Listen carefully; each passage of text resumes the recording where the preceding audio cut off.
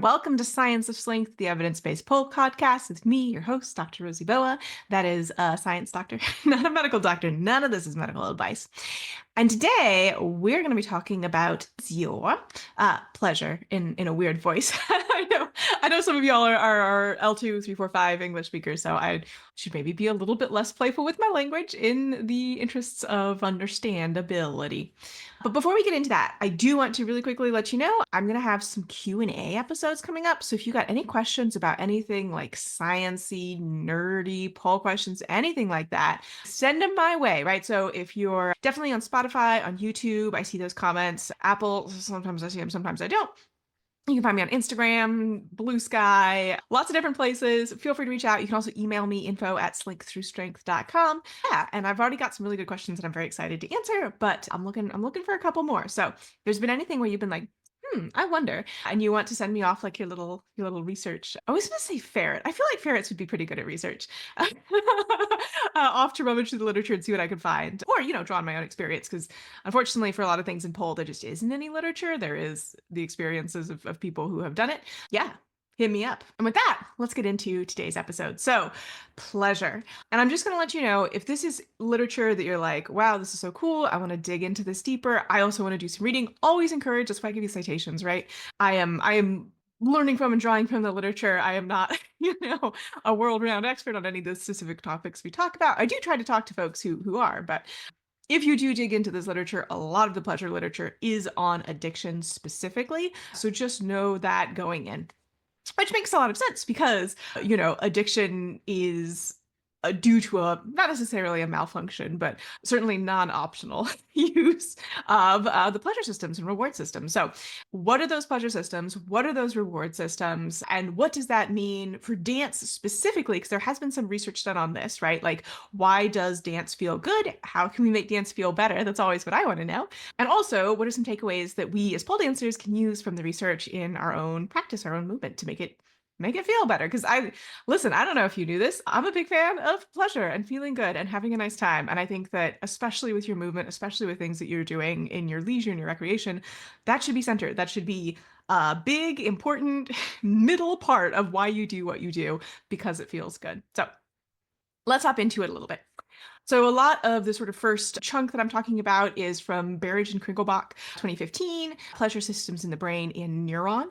They get real deep into the neuroscience, the nitty-gritty, and like the specific areas and pathways and receptors. I'm not going to. If you want to, please feel free, but I'm not getting that deep. But very good review article of sort of like our current state of understanding, and draws together a lot of different research. There's a little quote I want to read from this. In a sense, pleasure can be thought of as evolution's boldest trick, serving to motivate an individual to pursue rewards necessary for fitness. And to be clear, that is not physical fitness. Common misconception when we talk about fitness in an evolution sense, what we mean is how well you fit into your environment, not how buff you are. Because in a lot of instances, having, let's say you take it as like, oh, fitness is, I'm the strongest and the biggest and the fastest and the, best at lifting things. Well, in situations where there are constrained resources, an organism that is that thing may in fact not be particularly fit, right? Or for a social species like us, humans, we're social. We're not eusocial, but we are social. Fitness includes how well do you work with other members of your community? How well do you fit in? So fitness is not just like as an individual, how swole you are. Common misconception, bothers me every single time. Probably you too. It's probably a review for a lot of you. Just in case it's not, I think worth picking it up. Right. So pleasure helps organisms be more fit into their environment, helps them do things that help them survive. Yet, and continuing the quote here, in modern environments of abundance, also inducing maladaptive pursuits such as addictions. And I think this is something that there's been a lot of discussion about recently in particular, as there's been a lot of legislation around social media, because a lot of the design principles behind social media apps are really designed to make them as pleasurable as possible, right? And particularly we'll talk about this, right? But like really focus on that wanting part of the pleasure cycle, which makes you keep doing the same behavior over and over, even if you're not necessarily actually enjoying it that much, even if you don't actually have like the liking part of the wanting cycle quite so much. So Definitely something that's very topical in the news. And also something that like I would like you to not experience, particularly when it comes to exercise, because exercise addiction is a real thing. If you find that you are in a position where, you cannot be at rest when you are not exercising, or you have like a quota that you feel like you must meet, and not meeting that quota negatively harms your mental health, I would talk to a mental health professional. That is not sort of the type of behavior and sort of mental health experience that I certainly would like my students to have, and I would suggest that there's maybe something going on there that you should get some more support with. So I've been hitting these systems. What are they? So these are called, this is this part of the brain and these sort of like interconnected things. 'Cause everything's connected in the brain. That's kind of its whole thing. I don't know if you knew about neurons. I'm sure you do. It's the hedonic system. And it does seem that there is a central system, and that this reward cycle is used across a wide variety of different inputs, right? So food, right? Other types of physical pleasure like sex, dance, listening to music, social interaction. It seems like a lot of the things that we enjoy, the process of enjoyment and the neural mechanisms of enjoyment are shared across those processes, right? So it's not like we have a food is delicious and I want to eat it section like over here in this part of the brain. And then in another section part of the brain, we're like, and this is where we think about looking at videos of puppies, right? It's the same thing. It's used for all of these different inputs, or at least that seems to be the current understanding of the literature. And the system has actually three distinct parts. So the first part is liking. This is actual enjoyment. It's opposed to disgust. And this is something that seems to be very sort of both very instinctual, right? Like it's something that even infants and that non-human animals do engage in, right? Like have you ever seen like a video of somebody giving a dog a lemon and the dog is like, right? Disgust is something that is an important thing that it seems like, I don't know much about the invertebrate research on this. I feel comfortable saying lots of vertebrates do it. I don't know about invertebrates. Maybe they do, maybe they don't. That's not my. Listen, I don't work on stuff that doesn't have spines. I never have. But certainly lots of vertebrates do it. But that said, it is mediated by the forebrain. So even though there is sort of like not necessarily learned element to it, there also can be learning associated with it. So this would be something like an acquired taste. Like you didn't used to like something and now you do. I'm a big coffee person. I really enjoy coffee. And when I was younger, coffee was quite bitter. Like many young people, I did not like the taste of coffee because, I didn't. And then over time, I learned to like it and to anticipate it and to enjoy it and to have this liking thing for something I didn't used to like. So we can learn to like sensations. It's sort of that thing. Also, this is another thing where I see some sort of misconceptions about it. Dopamine, not necessary for liking. Dopamine is about wanting, which is the next part of this cycle. So this is really the motivation process, right? So liking is like just core reaction. You're given a stimulus. What's your reaction to the stimulus? Wanting is desiring something and also identifying something and linking the stimulus to that thing, right? And then that linking process we'll talk about later. That's more learning. So this is where dopamine hits, right? This is the chemical mechanisms of desire. And sometimes wanting and liking can become uncoupled. And that's one of those things that potentially is part of the addiction process, right? Or can be about doing behaviors that you don't enjoy doing, right? So folks who have compulsions, right? They want to do something, but they don't necessarily like doing it. So even though these things are closely related and, if things are going the way that they do for most people most of the time, they're linked and there's not a big issue, they can become unlinked from each other. And then finally, we have the learning. So this is where, I had the liking, I had the stimulus I enjoyed. That creates a sense of desire and motivation within me, and I link those two together to create behaviors. So Listen, you probably already know this, but just in case you don't, classic operant conditioning, things like anticipating a pleasurable stimulus being linked with another stimulus. So if you're familiar with the Pavlov's dogs experiment, very, very famous psychology experiment, this guy, every time he fed the dog, he rang a little bell, and eventually when he rang the bell, the dog anticipated the food even if there was no food. There's a very good Terry Pratchett joke in one of his books where instead of dog food, it's a egg white dessert. It's a pavlova. Shout out to my Antipodean friends. Anyway, a little aside there. And this is where learning happens. And specifically, this learning happens once we are satiated with whatever the stimulus is, right? So I think we've probably all experienced this with food or drink, right? You're really thirsty. Oh, I got to drink water. And you drink a bunch of water. And then eventually you're at the point you're like, I don't want water anymore, right? Or with food, right? You eat and then you're full and then you don't want food anymore. Or with exercise, right? You're really like, oh, I gotta move my body. And then you move your body a lot and then you're tired and you don't want to move anymore. And it's at this point that we really see the learning process happen. Also, you can reduce how much you like something if you get sick of it.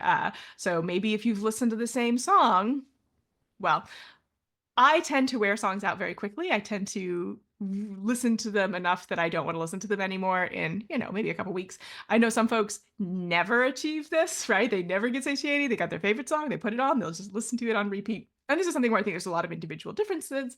But for some people, having that satiety and having overexposure can actually reduce liking. So it feeds back into the rest of the cycle. So that's the general principle of the hedonic system. What about emotions? So emotions seem to be much harder to reliably create than something like pleasure. And the sort of my understanding of the general state of research here is that there's some suggestion that this may be mediated by metastability. So brains are networks, right? If you're familiar with graph theory, you can think of them as graphs, right? You got nodes and they're connected to each other via edges. And metastability is the quality of a network where when perturbance happens, right? So when there's a big change that the network has to adapt to, it comes back to its sort of homeostasis, well, maybe not necessarily a set homeostatic point, but a stable point where it's not continuing to dynamically adjust pretty quickly, right? Like it has that quality of being able to reset, basically. And there's some suggestion that emotion and pleasure may be interacting with that when we think about that at a neurological level, that may be something of what mediates the relationship between emotion and pleasure. And more details on that, Kringelbach and Berridge 2017, the affective core of emotion, affective with an A, not effective with an E, linking pleasure, subjective well-being, and optimal metastability in the brain. And I think that this is still fairly new as a research topic, so definitely keep an eye on that as more information comes out. And the reason that I bring that in is because I want to talk about dance. So, dance has some specific qualities that might make it more pleasurable than other things. So, one of the things is that when you are dancing, generally you finish that satiety phase and are ready to go back to liking and wanting before you would with something else. So, if you think about, you've been dancing, you're done with the song, you're like, oh, I'm tired, I'm gonna sit this next one out. Generally, at least for me, I'm ready to get back in there after a couple minutes. Whereas if you think about having like a big meal, it's probably gonna be a bit longer than that for that rest and digest process to take place and for you to get hungry again. So the satiety phase with dance is much shorter than it is with a lot of other things, particularly a lot of other things that rely on metabolic processes, which might mean that we can have this cycle a little bit faster, which potentially may be what underlies being able to dance for quite a while, right? So like in my freestyle classes, you dance for most of the hour. I would say we usually spend about maybe 20 minutes total of that hour doing things other than dance, but mostly you're just moving your body, you're just dancing. Another thing that is tied with dance is music. And there is one of the things that can help create pleasure and also is linked with positive emotions is prediction. So if you're familiar with predictive coding, this is the sort of general theory that when we are interacting with the world, we're getting, percepts in, we're getting sensations in, we're getting stuff bottom up, people might say, from out in the world. And also, we have a model of the world in our brain where we are generating predictions. So that's sort of like top down. So a good example of this from language is if I say something like, I have to go walk my blank, you might anticipate that I'm going to say something like dog there. And if I say something other than dog, right, that's going to give you a little moment of like, oh, that's a surprise. I wasn't expecting that. And you're going to have to like update your predictions, right? So it's a Bayesian process if you're familiar with Bayesian statistics. You update your predictions over time. And part of the pleasure and something that can give you pleasure is sort of like anticipating what comes next. And this might be potentially what makes music so enjoyable, especially music that comes from a tradition that we're already familiar with, right? Because appreciation and enjoyment of music seems to be fairly common cross-culturally, but what music is and what it looks like is fairly diverse cross-culturally, right? So I think a great example here is like scales, right? In Indian classical music and the Western tradition, not the same, right? Like the acoustics, like it's not like the way that waveforms work is different in different places in the world, very, very slightly depending on atmospheric conditions. But it's not like there's a huge difference on how sound works, but there is a difference between cultural expectations of what comes next in music. And so this prediction of like, ooh, what comes next and how am I going to react to it may be part of what makes listening to music very pleasurable. And music that is predictable, but not too predictable, not so predictable that it's boring, but with enough variation that you have to keep engaging with it to keep guessing. Hey, Rosie, that sounds a lot like that sweet spot for flow from the She Sends Me High research that we've talked about quite a bit. Yeah, it sure does, doesn't it? What a parallel there.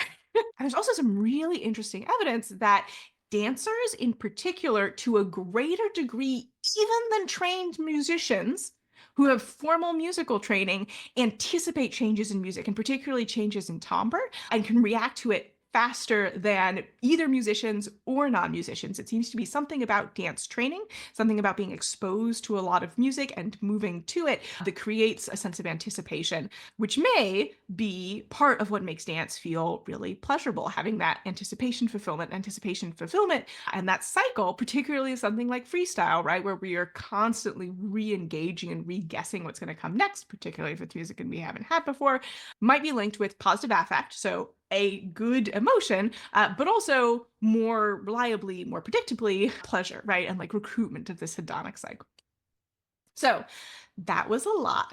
But really quickly, just to review what we talked about, the hedonic system, sort of the same across, or the general mechanism is the same across a lot of different types of sensory input, not just music, not just dance, not just food, not just, physical sensation pleasure. They all seem to work more or less the same way using the same system.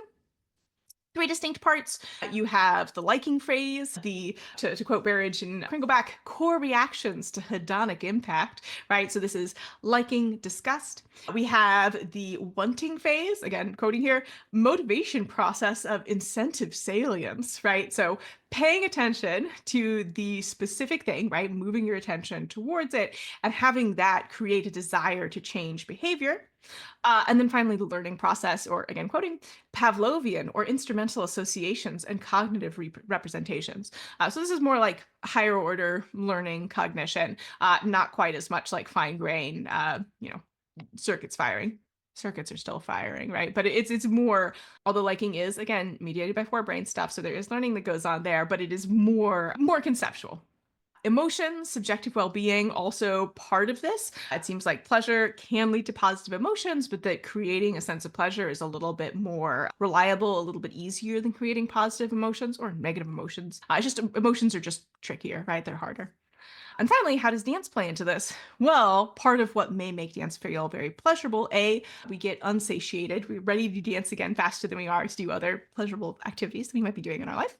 And also that anticipation of what's coming next, that is part of listening to music, that is part of groove, which we've talked about before. We'll probably talk about it again because a lot of the work on improvisation really is on music and looks at groove.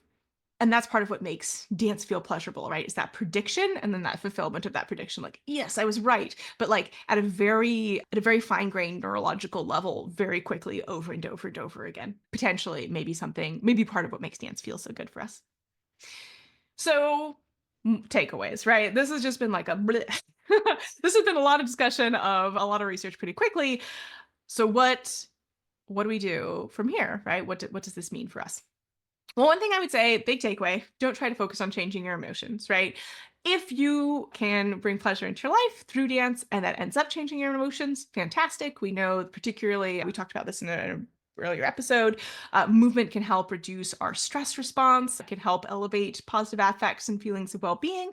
But changing your mood is just harder than giving yourself some pleasure, right? So focus on having pleasure. Focus on really enjoying that liking phase, really noticing when you are having a nice time, which I think is just a super important skill for us in general, right? Humans are great at noticing when we're having a bad time and being like, don't want that, got to change something. I think we're less good at noticing when we're having a nice time, particularly if overall we're sort of in like a more stressed state. So notice when you're having fun. This has been one of the things that I've been working on in my life and just like saying out loud when I'm having a nice time.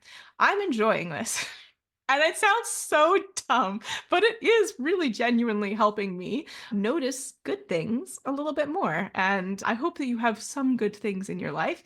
And hey, maybe it's this podcast. Maybe you can say to yourself, "Yeah, I'm enjoying this," as you listen to my nerd shit.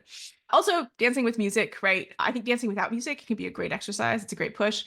If you sign up for my advanced freestyle course that I haven't really talked about yet, that might be something that we play with. Hint, hint.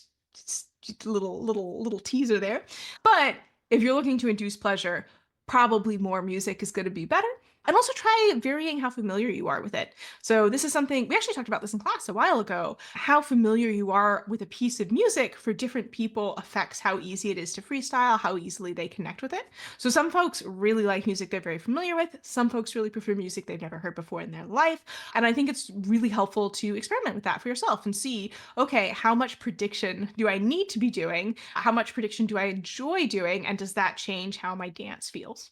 And also, we talked a little bit about groove. We know that different types of music have greater or lower degrees of grooviness to them. This is the technical term, by the way. When I say groove here, that is a term of art in the literature.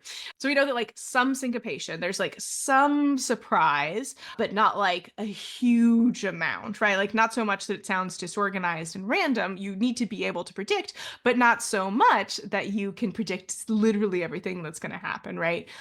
Thinking about like something like dance music where someone drops the beat, right? And they're building anticipation and you're constantly trying to predict, oh, is it now? Is it now? Is it now? Is it now? I think is a good example of that. But what really connects with you and your body and makes you want to move, because groove is music that makes you want to move, really varies from person to person. So try different stuff, try listening to different stuff, and also just pick out on specific things if you happen to notice them that are you personally for yourself associated with greater groove. So those are my suggestions for making your dance more pleasurable based on the literature that we reviewed today. As always, citations in the comments. You know I'm not going to leave you hanging. If you got questions for me, pop those in the comments, reach out to me, whatever makes sense. I'm really easy to reach out to. I'd love to know what your questions are. I'd love to do some little digging for you. And as always, I teach online if you're a home polar, or even if you've just got home space to move in. My freestyle flow classes are pole optional. My conditioning classes, I've got a strength class, a flexibility class, equipment optional. You can just show up in your gym jams, follow along, or do the recording. I always include a recording. You're welcome to come live. You're welcome to do the recording. I would love to have you if you want to move with me. Let's do some pleasurable movement together, because that's the point of pole, isn't it? That's the point of hobby movement and recreation, is to have a nice time. Yeah. And until next time, I hope that that's what you're up to. Having a nice time as much as possible. Notice when you're having enjoyment. Find that liking phase. Notice that you're in it. Savor it as much as possible, and move your body. And I hope that I will slink with you very soon. Bye.